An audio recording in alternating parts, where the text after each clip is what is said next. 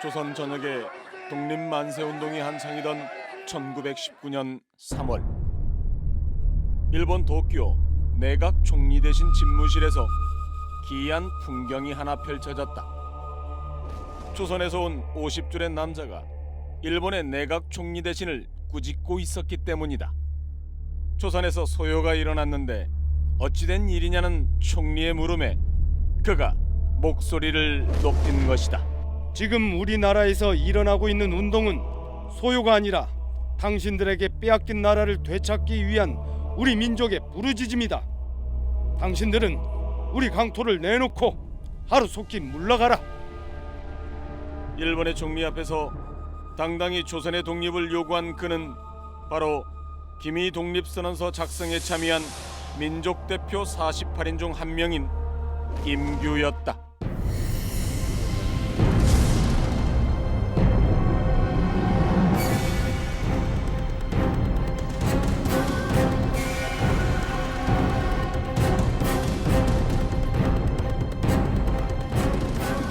조선은 독립국이고 조선에는 자주민임을 선언한 기미 독립선언서, 선언서 말미에 이름이 적힌 33명을 우리는 흔히 민족대표 33인이라고 부릅니다. 그런데 사실 이 33명의 민족대표 외에도 독립선언서 기초를 작성하고 인쇄와 배포에 참여한 15명의 사람들이 더 있었습니다. 우리에게 잘 알려진 민족대표 33인에 이 15명을 더해 민족대표 48인이라고 부르는데요. 독립선언서에 서명한 33인만큼 세상에 알려지진 않았지만 조국의 독립을 위해 나선 15명의 독립운동가, 그들 중엔 바로 전북 익산 금마면 출신의 독립운동가 우정 임규 선생이 있었습니다.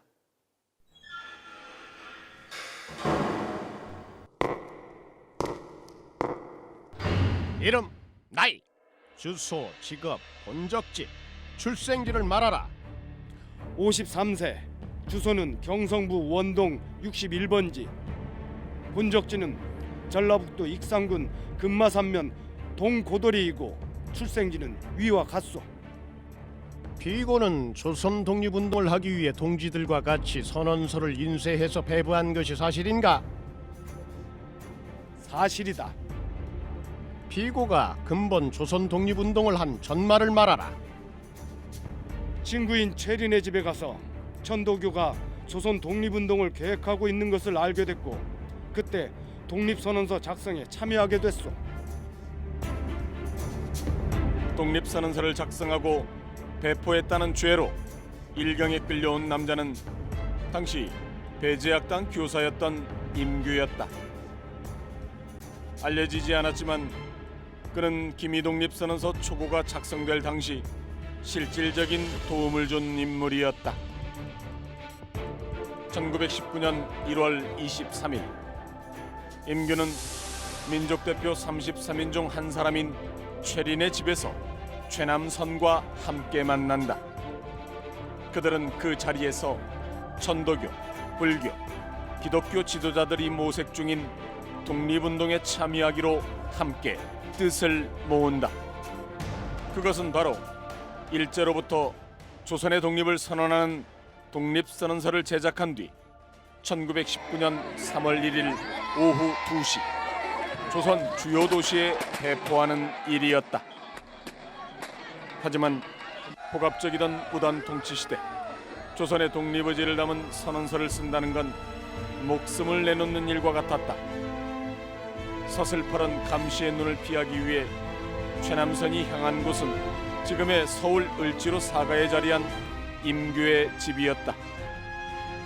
일본 유학 시절 만난 일본인 여성과 함께 경성에 머물렀던 임규. 그의 집은 일제의 감시망을 따돌리기에 적합한 곳이었다. 육당 최남선은 임규의 집에 3주간 머물며 기미 독립선언서를 완성한다. 최남선은 기미 독립선언서를 작성하는 동안 완벽하게 일제의 감시망을 따돌릴 수 있었습니다. 임규 일본인 아내와 그녀가 데려온 일본인 아들 때문이었죠.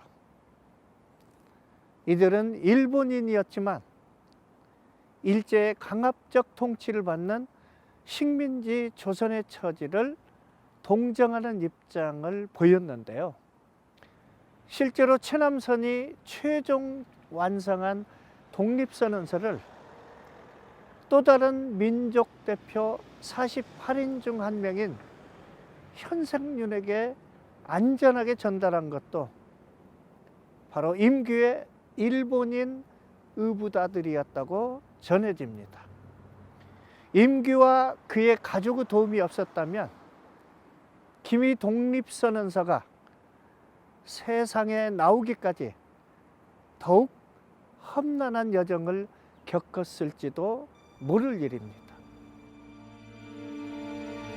독립선언서가 완성되자 최남선과 최리는 일본어에 능통한 임규에게 독립선언서의 일본어 번역과 조선이 독립할 것임을 일본 정부와 의회, 조선 총독부 등에 알리는 독립통고문 작성을 부탁한다. 당시의 상황은 임규의 공판 기록에 상세히 나타나 있다. 피고가 조선 독립운동을 한 전말을 말하라. 최린이 독립선언서를 3월 1일에 발표하기 위해 내게 일제정부와 귀족원, 중의원, 조선 총독부에 보낼 독립통고문을 작성해달라 했소. 그래서 그 일에 찬성하고 통고문을 작성했소. 통고문의 내용을 말하라. 현재의 정세는 조선 독립을 촉구하고 있으니 일본 제국은 조선의 독립을 허하라 썼소. 통고문 3통을 일본문으로 작성했고 33명의 이름을 서명했소. 통고문이 작성되자 최리는 임규에게 통고문과 독립선언서를 일본 내 정당과 신문사, 잡지사, 학자에게 보내줄 것을 요청한다. 일경에게 체포될 수 있는 위험한 일이었지만 임규는 임무를 피하지 않았다. 1919년 2월 27일 그는 통고문과 독립선언서를 가슴에 품고 일본 도쿄로 향한다.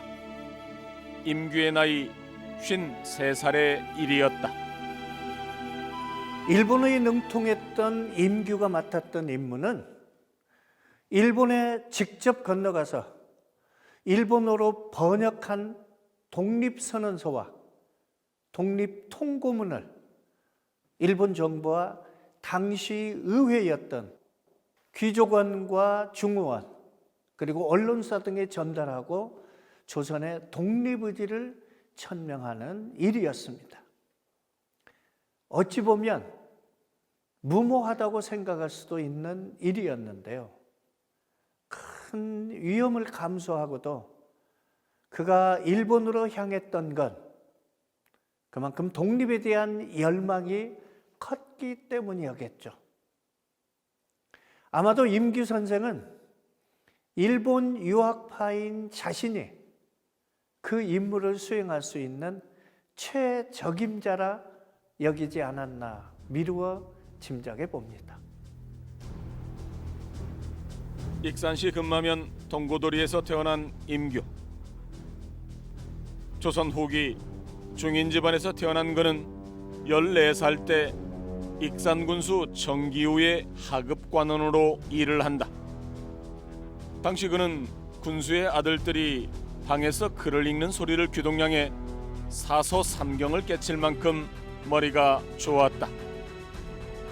결국 공부의 큰 뜻을 품은 임규는 16살이 되던 해 경성으로 향한다. 10년 동안 이어진 경성 생활. 하지만 그가 어떤 일을 했는지 자세히 알려진 것이 없다. 집안에서 전해지는 바로는 1894년 정읍 고부에서 동학 농민혁명이 일어나자 동학군으로 전투에 참가했다는 것이다. 총탄을 맞으면서까지 민초들과 함께 새로운 조선을 꿈꾼 임규. 하지만 동학군은 무너졌고 그는 운둔에 들어간다. 1년이 지난 1885년 임규는 29의 나이에 신학문을 배우기 위해 일본 유학길에 오른다. 입학한 곳은 일본 최고의 명문사학인 게이오 의숙 중학교였다. 만학의 어려움을 딛고 열심히 공부한 그는 4년제 중학교를 마치자마자 귀국한다. 하지만 다시 돌아온 조선의 상황은 암담했다. 고종은 새롭게 대한제국을 선포하고 굳건히 일어서려고 했지만 서구 열강에 짓눌린 조선엔 망국의 기운이 깃들고 있었다. 쇠한 나라 안에서 힘없이 흔들리는 민중들을 본 임규는 국력을 키우기 위해선 교육의 중요함을 깨닫고 다시 한번 일본 유학길에 오른다. 1900년 게이오 의숙 전수학교 경제과에 입학한 그는 일본에 한국인 유학생을 위한 외국어 학교를 설립하고 조선에서 건너온 유학생들에게 일본어를 가르친다. 임규는 이 무렵 김이 독립선언서 작성에 참여한 육당 최남선, 최린과 교분을 쌓은 것으로 전해진다. 훗날 이들과의 만남은 임규가 조선의 독립을 위해 뜻을 펼치는 계기가 된다. 1919년 3월 1일 수년 만에 다시 일본 땅을 밟은 임규. 그의 품엔 최남선에게서 건네받은 독립선언서와 통고문이 들어있었다. 임규는 도쿄에 도착하자마자 유학 시절 하숙했던 집에 머물며 자신의 제자였던 한기학과 접촉을 한다. 한기학은 민족 계몽 운동과 항일 투쟁을 전개한 독립운동가로 1919년 당시엔 조선 기독 청년회에 몸담으며 조선 청년운동을 주도하고 있던 인물이었다. 임규로부터 독립선언서 배부 계획을 들은 한기학은 그 자리에서 거사에 함께하기로 합의한다. 피고는 최남선에게 독립선언서와 통고문의 원고를 받았는가? 그렇소. 그 원고를 어찌하였는가? 3월 1일 하숙집에 가서 며칠간 체류했소. 그때 조선기독 청년회에 있는 한기학에게 엽서를 보내 내 숙소로 와달라고 했소. 한기학이 도착한 후 서로 의논해 등사판을 구하고 200여 장을 등사했소. 그리고 3월 5일 그것들을 봉투에 넣어서 무편으로 발송했소. 그럼 한기학이 발송을 한 것인가? 같이 등사하고 발송했소. 1919년 3월 3일 일본 전역에 조선이 3월 1일 파고다 공원에서 독립선언을 했다는 소식이 전해진다. 신문을 통해 사실을 확인한 임규는 한기학과 함께 독립선언서와 통고문을 발송한다. 수신인은 내각 총리대신과 귀족관, 중의원을 비롯해 신문 잡지사, 동경 제국대학 등 일본 제국의 여론을 환기시킬 수 있는 기관들이었다. 임무를 마치자 임규는 일제를 피해 상해로 망명을 계획한다. 하지만 일본을 채 떠나기도 전 조선인 형사에게 붙잡히고 만다. 경성으로 송환돼 서대문 형무소에 수감된 임규. 그에게 씌어진 죄명은 내란죄였다. 1년여를 옥고를 치르며 재판을 받은 그는 재판장에서 조선의 독립을 강력하게 주장했다. 피고는 조선 독립을 희망하는가? 그렇소. 나는 한일 합방에 반대해 10년 이내 조선이 독립할 것을 희망하고 있소. 하지만 내가 힘이 없어 지금까지 계획하지 못하고 있었을 뿐이오. 왜 조선의 독립을 희망하는가? 왜? 나는 정치에 대해 불평불만을 말하지 않을 것이오. 그러나 조선은 5천년 역사를 가진 나라이므로 도저히 일본과 동화될 수 없을 거요. 조선은 조선 사람이 스스로 다스려야 한다는 생각으로 독립을 희망했고, 조선이 독립되어야 동양이 평화로울 것이라 생각하오. 한일 합방은 안 될 것이오. 재판장에서도 기회가 닿는다면 언제든 독립운동을 하겠다는 신념을 밝힌 임규.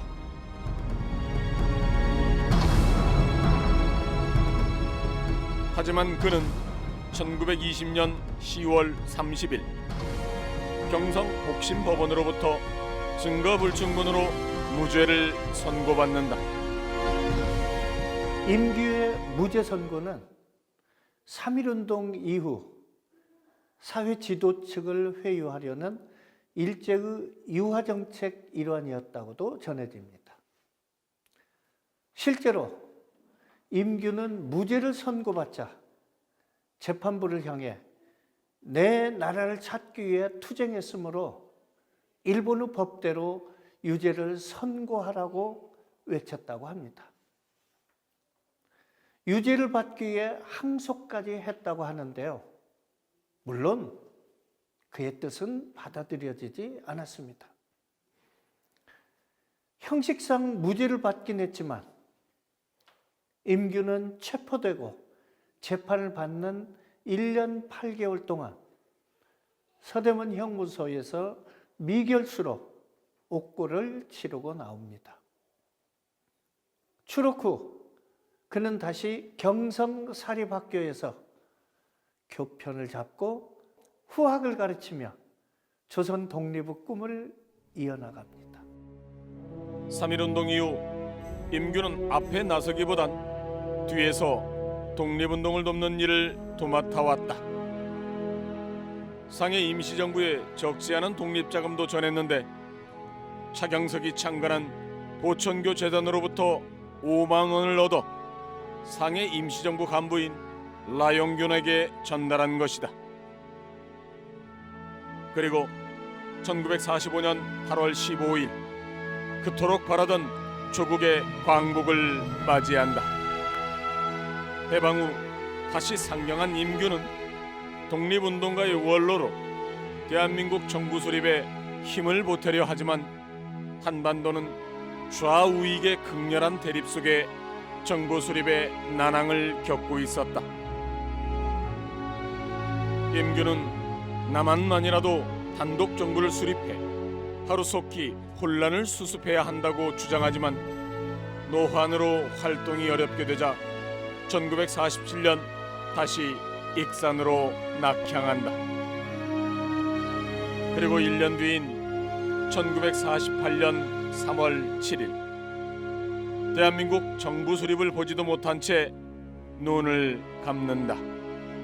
일평생 나라와 민족을 위해 살아온 이 몸이 이처럼 나라가 어려울 때에 사랑방에서 요를 깔고 편안하게 죽으니 부끄럽고 한스러울 뿐이다. 조선의 독립과 굳건한 대한민국을 열망했던 독립운동가 임규에겐 1968년 독립유공자 표창과 1977년 건국포장이 주소됐다. 민족 대표 33인처럼 서명을 하진 않았지만 임규는 김이 독립선언서의 작성을 도운 핵심 인물이었습니다.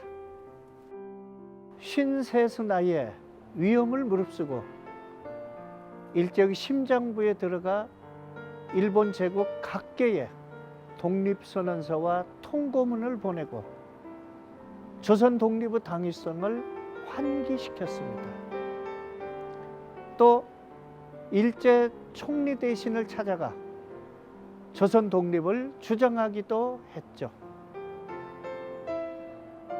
하지만 재판에서 무죄 선고를 받았다는 이유로 임규의 독립운동 활동은 크게 알려지지 못했는데요.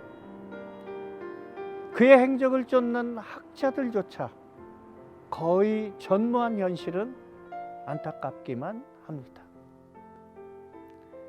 잊혀진 독립운동가 임규. 그는 마지막 순간까지 나라를 되찾고 지키고자 했던 진정한 독립운동가였습니다. 3.1운동 100주년을 맞이한 지금이라도 임규의 이름을 기억하고 그의 발걸음을 되짚어 보려는 노력이 시작돼야 하지 않을까 생각해 보게